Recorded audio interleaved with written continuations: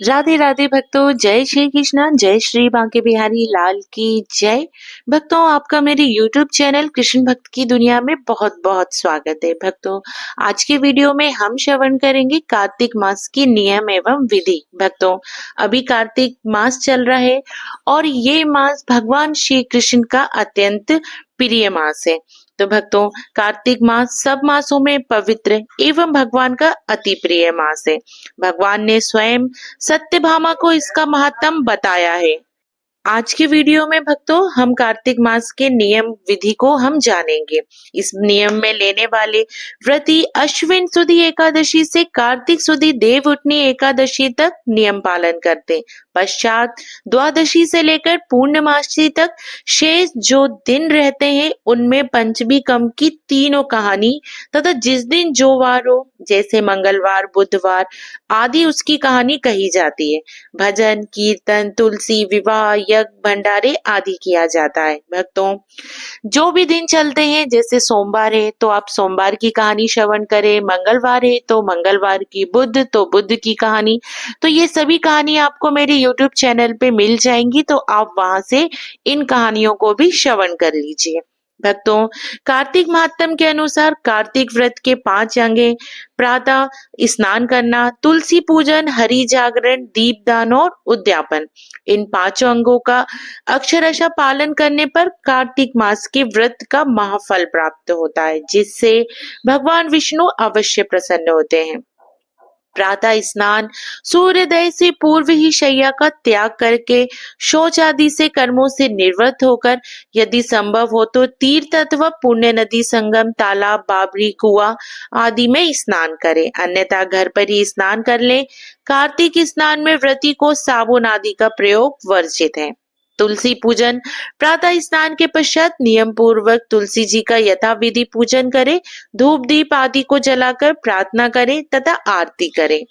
हरि जागरण, तुलसी पूजन के पश्चात नित्य नियम के कीर्तन व कहानी आदि को कहें अथवा श्रवण करें, तत्पश्चात प्रतिदिन महात्म के 1 अध्याय का पाठ करें। इसी प्रकार अश्विन सुदी एकादशी से शुरू करके कार्तिक सुदी एकादशी तक करें, तत्पश्चात पूर्णिमा तक महात्म के बाद पंचमी कम की तीनों कहानी भी प्रतिदिन पढ़ें। दीपदान, यदि सामर्थ हो तो कार्तिक नियम के प्रथम दिन से ही लगातार व्रत प्रयत्न अखंड दीप भगवान विष्णु के सम्मुख जलावे, अन्यथा प्रतिदिन दीप अवश्य जलावे। संध्या समय में प्रतिदिन एक लंबे बांस की ऊपरी सिरे पर दीप प्रज्वलित कर बांस को खड़ा कर दे तथा रात्रि प्रयत्न जलावे। ऐसा नियम से लेकर अंत तक करें। उद्यापन, इसका समापन विशेष रूप से तुलसी विवाह से होता है। व्रत के अंत में धर्मराज व बहन यमुना जी की पूजा अवश्य करें। इनकी पूजा में बांस की छवरिया में वस्त्र बिछाकर चावल, मिष्ठान और एक छड़ी तथा धर्मराज के वस्त्र दक्षिणा में रुपए आदि रखकर योग्य ब्राह्मण को दे अथवा जहाँ धर्मराज का मंदिर हो वहां चढ़ा दे। यमुना बहन की साड़ी, ब्लाउज और सुहाग पिटारी दे। धर्मराज का मंदिर यदि ना हो तो पास में किसी भी मंदिर में जाके आप ये कर सकते हैं, अर्थात 4 गन्नों से एक चौकोर कोठा बनाकर उसमें मूंग, चावल, दही, दूध, खील, बताशा, हरी सब्जी आदि रखें। यह सब करने से व्रत की सफलता प्राप्त होती है।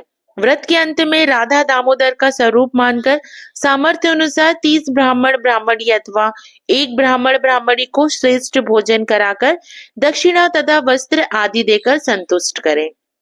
भक्तों, कार्तिक मास में नियम आदि से पूजन व्रत करने से आपकी सब मनोकामना पूर्ण होगी व श्री हरि भगवान विष्णु की कृपा प्राप्त होगी। भक्तों, ये मास भगवान श्री कृष्ण को, भगवान विष्णु जी को अत्यंत प्रिय है, इसलिए इस मास में आप जितना हो सके उतना दान पुण्य कीजिए और यथासंभव आप किसी तीर्थ स्नान में जाकर स्नान कीजिए और अपनी मनोकामना को पूर्ण करने के लिए भगवान श्री हरि विष्णु से प्रार्थना कीजिए।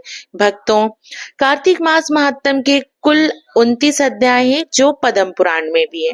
भक्तों, शास्त्र के विपरीत कोई भी कार्य नहीं करना चाहिए, इसलिए आप कार्तिक मास के महात्म को आप जरूर श्रवण करें। मेरे आगे आने वाली वीडियोस में आपको कार्तिक महात्म के संपूर्ण अध्यायों का आपको विस्तार सहित आप इसे श्रवण कीजिए और जो भी कहानी मैं आपको श्रवण करा रही हूँ वो कहानी भी आप श्रवण कीजिए।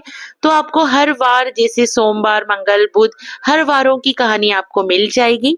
तो आप इन कहानियों को भी ज़रूर श्रवण करें। तो आप सभी भक्तों को प्रेम पूर्वक राधे राधे।